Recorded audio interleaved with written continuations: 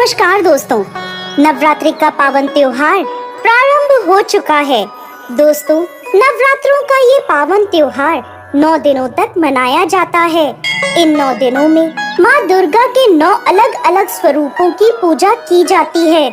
नवरात्रि के पहले दिन माँ दुर्गा के शैलपुत्री स्वरूप की पूजा की जाती है। अपने दाहिने हाथ में त्रिशूल धारण किए, बाएं हाथ में कमल को शोभित किए, वृषभ पर सवार नव दुर्गाओं में प्रथम देवी शैलपुत्री हैं, जिन्हें सती के नाम से भी जाना जाता है। माता शैलपुत्री की कथा के अनुसार एक बार प्रजापति दक्ष ने एक बहुत बड़े यज्ञ का आयोजन किया।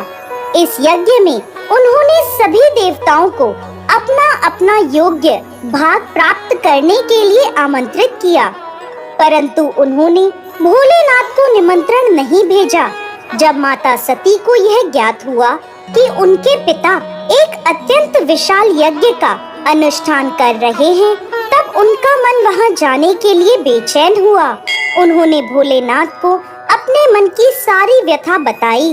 भोलेनाथ बोले, देवी, प्रजापति दक्ष शायद हमसे किसी बात पर रुष्ट हैं, इसलिए उन्होंने सभी देवताओं को अपना अपना यज्ञ भार समर्पित किया है, परंतु उन्होंने हमें नहीं बुलाया, ना ही हमें कोई सूचना भेजी, इसलिए आपका वहां जाना उचित नहीं होगा। भोलेनाथ की यह बात सुनकर माता सती का मन शांत नहीं हुआ। पिता के द्वारा किए गए यज्ञ में सम्मिलित होने और अपनी माता और बहनों से मिलने की उनकी इच्छा और प्रबल होती जा रही थी। माता के आग्रह करने पर भोलेनाथ ने माता सती को वहां जाने की आज्ञा दे दी। पिता के घर जाकर माता सती ने देखा कि कोई भी उनसे प्रेम और आदर पूर्वक बात नहीं कर रहा। केवल उनकी माता ने उन्हें स्नेह से गले लगाया। बहनों की बातों में व्यंग और उपहास था। अपने परिजनों के इस व्यवहार से माता सती के मन को बहुत दुख पहुंचा। ये सब देखकर उनका हृदय शोक, ग्लानि और क्रोध से संतप्त हो उठा। वह सोचने लगी, भोलेनाथ की बात ना मानकर यहाँ आकर मैंने बहुत बड़ी गलती करी है। वह अपने पति के इस अपमान को सहन ना कर सकी और उन्होंने अपने उस स्वरूप को वहीं योगाग्नि से जलाकर भस्म कर दिया। इस दुखद घटना को सुनकर भोलेनाथ ने क्रोध में आकर अपने गणों को भेजकर दक्ष के उस यज्ञ का पूर्णतः विध्वंस करवा दिया। सती ने योगाग्नि द्वारा अपने शरीर को भस्म कर अगले जन्म में शैलराज हिमालय की पुत्री के रूप में जन्म लिया। माता शैलपुत्री का जन्म शिला यानी पर्वत से हुआ है, इसलिए इनकी पूजा अर्चना करने से जीवन में स्थिरता आती है। इनकी पूजा अर्चना से वैवाहिक जीवन सुखद हो जाता है और घर में सुख समृद्धि आती है। माता की पूजा अर्चना से मूलाधार चक्र जागृत हो जाते हैं, जिसके फलस्वरूप जीवन में स्फूर्ति और उत्साह का विकास होता है। साथ ही साथ माता शैलपुत्री की पूजा अर्चना से चंद्रमा से जुड़े सभी प्रकार के दोष दूर होते हैं और भक्त को सौभाग्य की प्राप्ति होती है। दोस्तों, नवरात्रि के प्रथम दिन माता शैलपुत्री की पूजा सफेद रंग के विशेष पुष्पों से करें। साथ ही साथ माता को सफेद मिठाई का प्रसाद चढ़ाएं और माता की तस्वीर के आगे कपूर अवश्य जलाएं। पूजा के बाद माँ शैलपुत्री को गाय का घी अर्पित करें, जिससे माता आरोग्य काया का आशीर्वाद देती हैं और व्यक्ति का मन एवं शरीर दोनों निरोगी रहते हैं। तो दोस्तों, यह थी नवरात्रि के प्रथम दिन पूजी जाने वाली माँ शैलपुत्री की पावन कथा। नवरात्रि के दूसरे दिन माता के दूसरे स्वरूप माँ ब्रह्मचारिणी की पूजा अर्चना की जाती है। ब्रह्म का अर्थ है तपस्या और चारिणी का अर्थ है आचरण करने वाली। इस अनुसार ब्रह्मचारिणी का अर्थ हुआ तप का आचरण करने वाली। माता ब्रह्मचारिणी ने भगवान शंकर को पति के रूप में प्राप्त करने के लिए घोर तपस्या करी थी। इस तपस्या के कारण माता को तपस्चारिणी, ब्रह्मचारिणी नामों से जाना गया। इनका स्वरूप अत्यंत तेजमय और भव्य है। श्वेत वस्त्र पहने, दाहिने हाथ में जप की माला लिए और बाएं हाथ में कमंडल धारण करे हुए इनकी पूजा करने से साधक का मन स्वाधिष्ठान चक्र में स्थिर होता है। अपने पिता दक्ष प्रजापति द्वारा किए गए भोलेनाथ के अपमान से क्रोध में आकर योगाग्नि में भस्म होने के बाद माता सती ने पर्वतराज हिमालय के घर पुत्री के रूप में जन्म लिया। यहाँ उनका नाम पार्वती या शैलपुत्री रखा गया।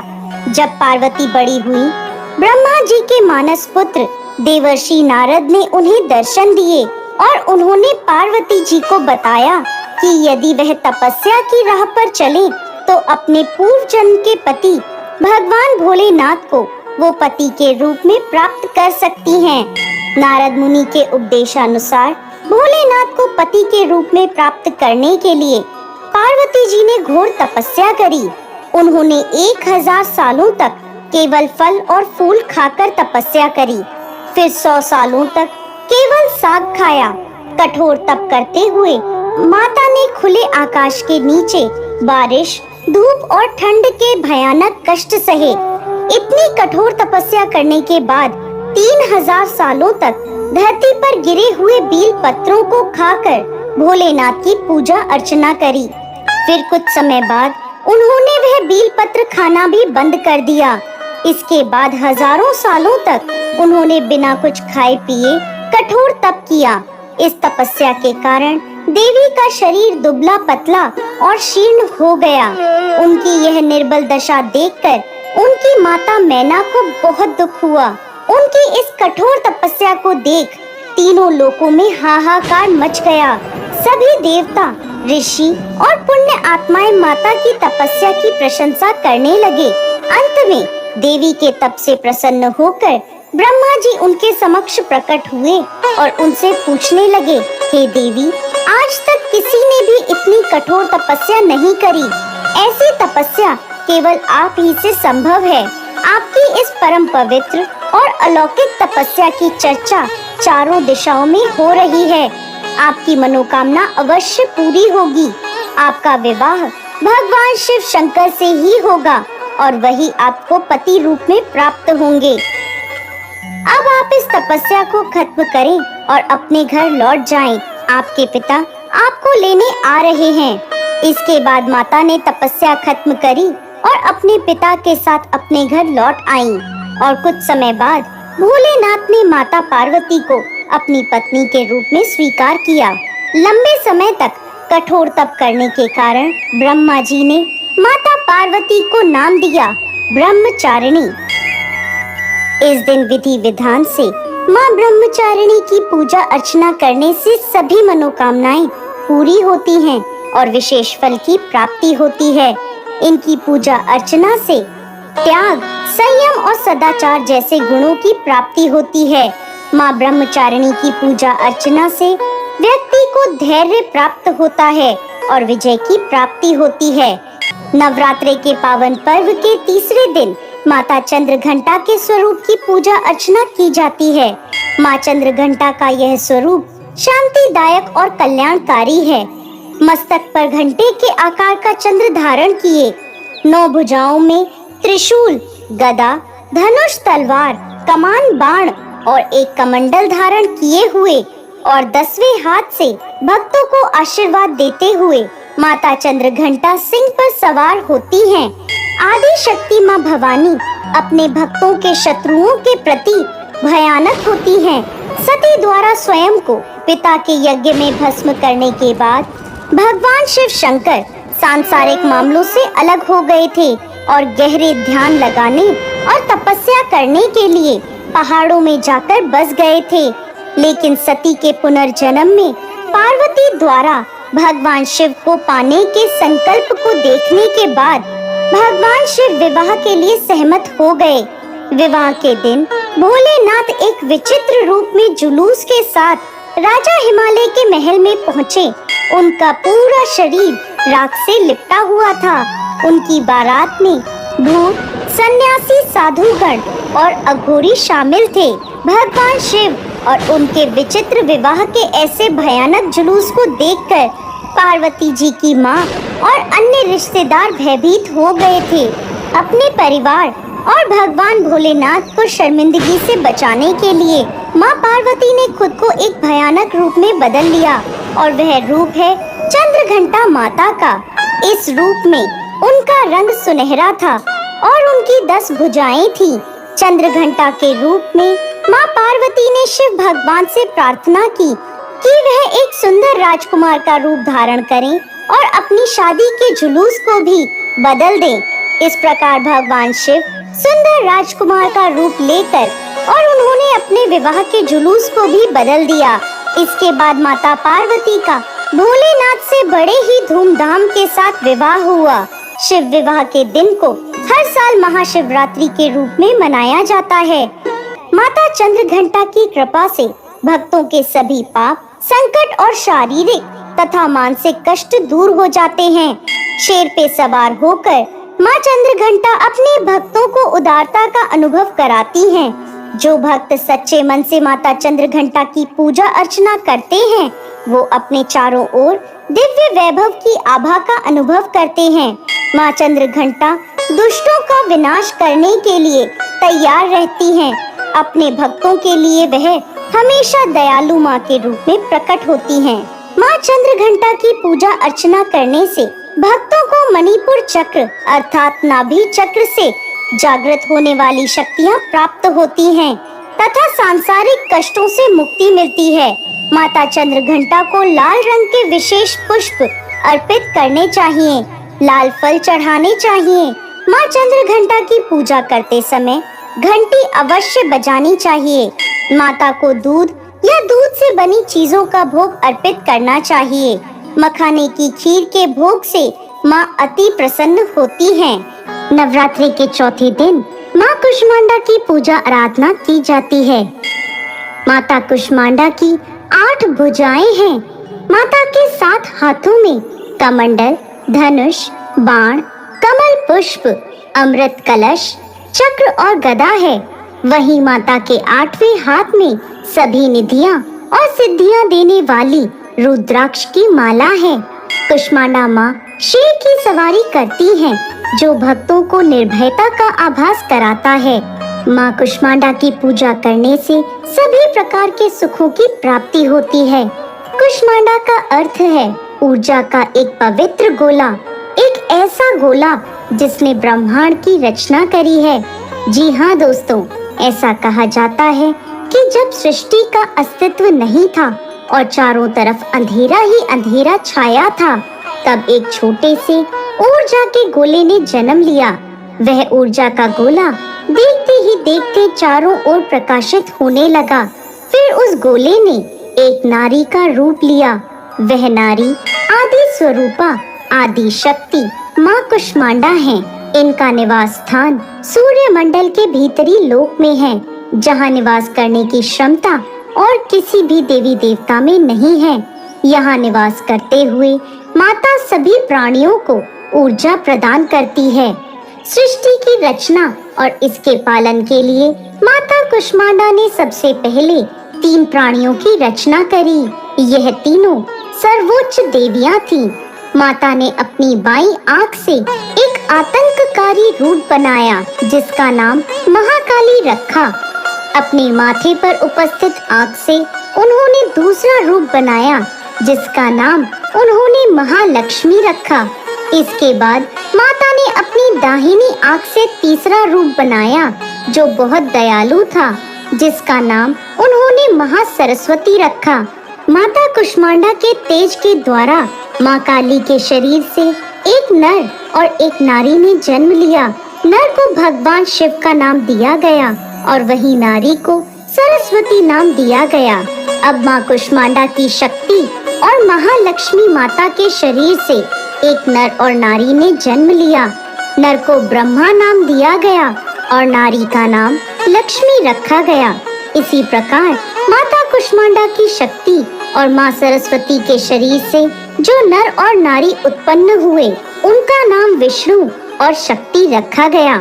माता कुष्मांडा ने भगवान शिव को शक्ति ब्रह्मा जी को सरस्वती और विष्णु जी को लक्ष्मी पत्नी के रूप में प्रदान करे। इसके बाद माता कुष्मांडा ने स्वयं एक शक्ति और दिव्य ऊर्जा के रूप में सूर्य में प्रवेश किया। माता की पूजा अर्चना करने से भक्तों को समृद्धि, शक्तियाँ, सुख और मोक्ष प्राप्त होता है। माता अपने भक्तों की बीमारियाँ और परेशानियाँ, उनके सभी कष्टों के साथ नष्ट कर देती हैं। नवरात्रि के 5वें दिन माँ दुर्गा के 5वें स्वरूप माँ स्कंद माता की पूजा की जाती है। स्कंद माता की कृपा से मूढ़ भी ज्ञानी हो जाते हैं। स्कंद भगवान भोलेनाथ और माता पार्वती के पुत्र कार्तिकेय का दूसरा नाम है। इस प्रकार स्कंद माता पार्वती जी का ही स्वरूप है। स्कंद माता के रूप में माता की 4 भुजाएं हैं। 2 भुजाओं में इन्होंने कमल पुष्प लिया हुआ है। एक भुजा वर मुद्रा में भक्तों को आशीर्वाद दे रही है और एक भुजा में माता ने कार्तिकेय को पकड़ा हुआ है। स्कंद माता की पौराणिक कथा के अनुसार एक राक्षस था, तारकासुर, जिसने ब्रह्मा जी को प्रसन्न करने के लिए कठोर तप किया। उसके तप से प्रसन्न होकर ब्रह्मा जी उसके सामने प्रकट हुए और उसे मनवांछित वर मांगने को कहा। तब तारकासुर ने ब्रह्मा जी से अमर होने का वरदान मांगा। ब्रह्मा जी उसे समझाने लगे कि जिसका जन्म हुआ है उसकी मृत्यु निश्चित है। यह सुनकर वो सोचने लगा कि भोलेनाथ का विवाह तो कभी नहीं होगा, इसलिए उसने ब्रह्मा जी से कहा कि उसे वरदान दें कि उसकी मृत्यु केवल भोलेनाथ के पुत्र के द्वारा हो। ब्रह्मा जी से ऐसा वरदान प्राप्त करके वह अत्याचारी बन गया। सभी देवता तारकासुर के अत्याचार से परेशान होकर भोलेनाथ की शरण में गए और उनसे तारकासुर से मुक्ति पाने की प्रार्थना करने लगे। सभी देवताओं की विनती सुन भोलेनाथ ने माता पार्वती से विवाह किया और कार्तिकेय के पिता बने। तब बड़े होकर कार्तिकेय ने तारकासुर का वध करा। नवरात्रि के 5वें दिन भगवान कार्तिकेय की माता स्कंद माता की पूजा की जाती है, जो भक्तों को ज्ञान, बुद्धि, चेतना और संतान प्राप्ति का वरदान देती हैं। स्कंद माता की पूजा मोक्ष का मार्ग सुलभ करती है। नवरात्रि के 6ठे दिन माँ दुर्गा के कात्यायनी स्वरूप की पूजा अर्चना की जाती है। माता के इस स्वरूप का सर्वाधिक पूजन किया जाता है। माँ कात्यायनी बुराई का नाश करती हैं। जो व्यक्ति माँ कात्यायनी की पूजा अर्चना करता है वह बौद्धिक रूप से संपन्न, संवेदनशील और तेज दिमाग का व्यक्ति होता है। माता कात्यायनी की 4 भुजाएं हैं, जिसमें एक भुजा में शत्रुओं का अंत करने वाली तलवार है, तो दूसरी भुजा में पुष्प है, जो भक्तों के प्रति इनके स्नेह को दर्शाता है। माता की तीसरी भुजा अभय मुद्रा में है, जो भक्तों को भय मुक्ति प्रदान कर रही है। देवी की चौथी भुजा वर मुद्रा में है, जो उनके भक्तों को वरदान देती है। माता कात्यायनी की प्राचीन कथा के अनुसार देवी दुर्गा ने माँ कात्यायनी का यह रूप अपने भक्त कात्यायन के लिए धारण किया था। देवी भागवत पुराण में एक ऐसी कथा मिलती है कि प्राचीन समय में कत नामक एक महान ऋषि थे। उनके पुत्र का नाम कात्या था। इसी गोत्र में महर्षि कात्यायन उत्पन्न हुए, जो भगवती की बड़ी कठोर तपस्या कर रहे थे। ऋषि कात्यायन माँ आदि शक्ति के परम भक्त थे। इनकी इच्छा थी कि देवी उनके घर पुत्री के रूप में पधारे। इसके लिए ऋषि कात्यायन ने वर्षों तक कठोर तपस्या करी। ऋषि की इस कठोर तपस्या से प्रसन्न होकर देवी ने इनके घर पुत्री स्वरूप में प्रकट होना स्वीकार किया। कुछ समय बाद जब महिषासुर का अत्याचार पृथ्वी पर बढ़ने लगा, ब्रह्मा, विष्णु और महेश ने अपने तेज द्वारा एक देवी को उत्पन्न किया। ऐसा प्रमाणित है कि यह देवी कात्यायनी कहलाई, क्योंकि सर्वप्रथम इनकी पूजा महर्षि कात्यायन ने करी थी। 3 दिनों तक महर्षि कात्यायन द्वारा की गई इस पूजा को देवी ने स्वीकार किया और उनकी पुत्री के रूप में प्रकट हुई और कात्यायनी कहलाई। इसके बाद देवी ने ऋषि कात्यायन से विदा ली और महिषासुर को युद्ध में ललकार कर उसका अंत कर दिया। इसलिए इन्हें महिषासुर मर्दनी भी कहा जाता है। देवी कात्यायनी ब्रजभूमि की अधिष्ठात्री देवी के रूप में जानी जाती हैं। ब्रजभूमि की कन्याओं ने श्री कृष्ण भगवान को पति के रूप में पाने के लिए यमुना किनारे इनकी आराधना की थी। भगवान श्री कृष्ण ने स्वयं भी माँ कात्यायनी की पूजा करी थी। देवी कात्यायनी को लाल रंग अति प्रिय है, इसलिए माँ कात्यायनी की पूजा लाल रंग के पुष्पों से की जानी चाहिए। देवी कात्यायनी को शहद का भोग अवश्य लगाएं।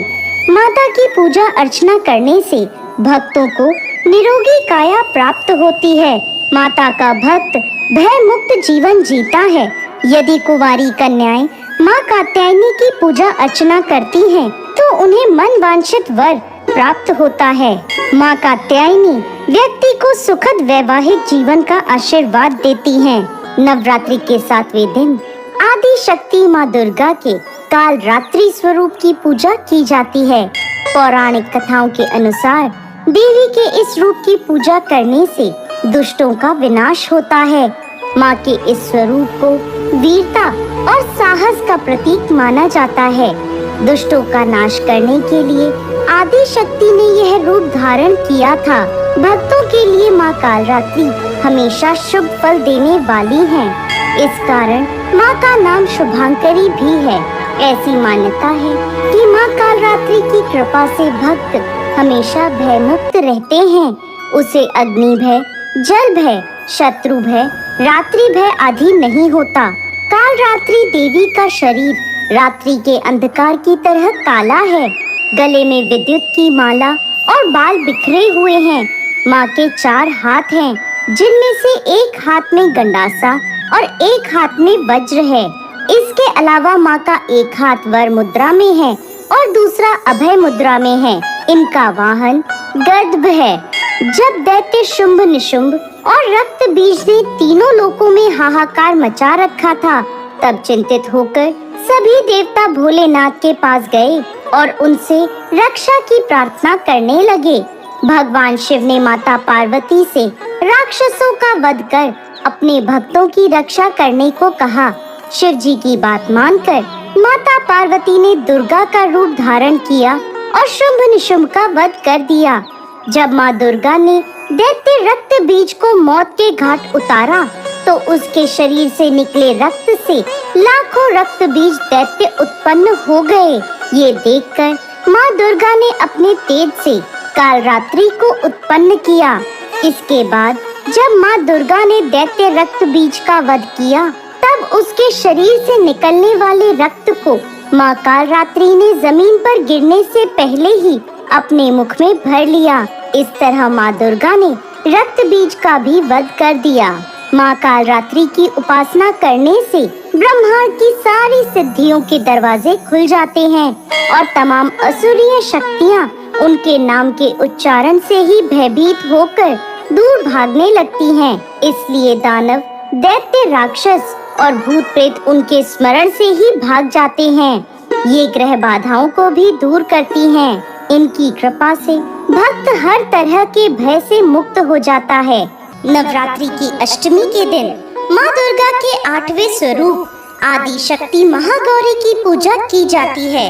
देवी भागवत पुराण में बताया गया है कि भगवान भोलेनाथ के साथ उनकी अर्धांगिनी के रूप में महागौरी सदैव विराजमान रहती हैं।